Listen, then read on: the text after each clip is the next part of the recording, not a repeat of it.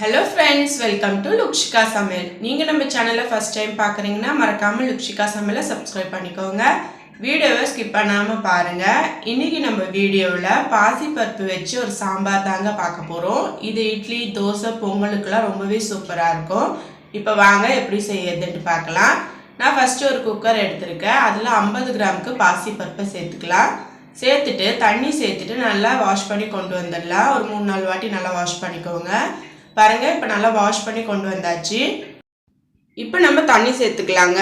பருப்பு நீங்கள் எதில் அளந்தீங்களோ அதில் 2 மடங்குக்கு தண்ணி சேர்த்துக்கோங்க. நான் மெஷர்மெண்ட் கப்பில் 2 கப் அளவுக்கு தண்ணி சேர்த்துக்கிறேன். இப்போ தேவையான அளவு உப்பு சேர்த்துக்கலாம். 1/2 டீஸ்பூனுக்கு கல் உப்பு சேர்த்துக்கிறேன். 1/4 டீஸ்பூன் மஞ்சத்தூள் சேர்த்துக்கலாம்.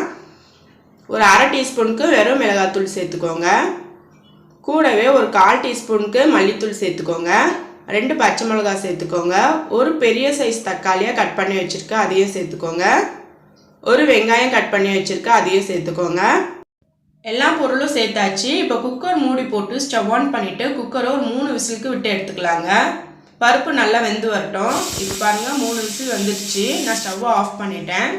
இப்போ ப்ரெஷர் நல்லா இறங்கட்டும். ப்ரெஷர் இறங்கிடுச்சு. ஓப்பன் பண்ணி பார்க்கலாம். இப்போ பாருங்கள் பருப்பெல்லாம் நல்லா வெந்து வந்திருக்கு. ஒரு வாட்டி நல்லா கலந்து விடுங்க. இப்போ நம்ம இதுக்கு தாளிப்பு கொடுத்துக்கலாம். ஸ்டவ் ஆன் பண்ணிவிட்டு ஒரு கடாய் எடுத்துக்கலாம். கடாயில் 1 டேபிள் ஸ்பூன் அளவுக்கு எண்ணெய் சேர்த்துக்கலாம். எண்ணெய் நல்லா ஹீட் ஆகட்டும். இப்போ கூடவே ஒரு 1/2 டீஸ்பூனுக்கு கடுகு சேர்த்துக்கலாம். ஒரு 1/4 டீஸ்பூனுக்கு கம்மியாக ஜீரகம் சேர்த்துக்கலாம். கொஞ்சமாக உளுந்த பருப்பு சேர்த்துக்கலாம். எல்லாமே நல்லா பொரியட்டும். ஒரு 2 வரமிளகாய் சேர்த்துக்கலாம். கிள்ளி போட்டு சேர்த்துக்கோங்க. கொஞ்சமாக கருவேப்பிலை சேர்த்துக்கலாம். கொஞ்சமாக வெங்காயம் பொடிசாக கட் பண்ணி வச்சுருக்கேன், அதையும் சேர்த்துக்கலாம். சேர்த்துட்டு நல்லா கலந்து விடுங்க. வெங்காயம் வதங்கி வரட்டும். இப்போ இதில் கூடவே கொஞ்சமாக பெருங்காயத்தூள் சேர்த்துக்கலாம். பெருங்காயம் சேர்த்துட்டு நல்லா கலந்து விடுங்க. கலந்து விட்டுட்டு இப்போ இதில் நம்ம வேக வச்சு எடுத்து வச்ச பருப்பை ஆட் பண்ணிக்கலாம். இப்போ பருப்பை ஆட் பண்ணிக்கலாம். பருப்பை ஆட் பண்ணிவிட்டு இந்த குக்கர்லேயே கொஞ்சமாக தண்ணி சேர்த்து அதையே ஆட் பண்ணிக்கோங்க. ஆட் பண்ணி சேர்த்துக்கோங்க. இப்போ ஆட் பண்ணிவிட்டு நல்லா கலந்து விடுங்க. உப்பு கரெக்டாக இருக்கா செக் பண்ணிக்கோங்க. தேவைப்பட்டால் சேர்த்துக்கோங்க. இப்போ கலந்து விட்டுட்டு ஒரு கொதி வரட்டுங்க. ரொம்ப கொதிக்க வேணாம். இப்போ பாருங்கள் ஒரு கொதி வந்துருச்சு. இதில் இப்போது கொஞ்சமாக கொத்தமல்லி தூவிக்கலாம்.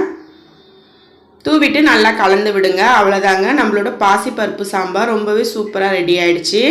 இது இட்லி, தோசை, பொங்கலுக்குலாம் ரொம்பவே சூப்பராக இருக்கும். கண்டிப்பாக நீங்களும் ட்ரை பண்ணி பாருங்கள். ட்ரை பண்ணி பார்த்துட்டு எப்படி இருக்குன்னு எனக்கு மறக்காமல் கீழே கமெண்டில் சொல்லுங்கள்.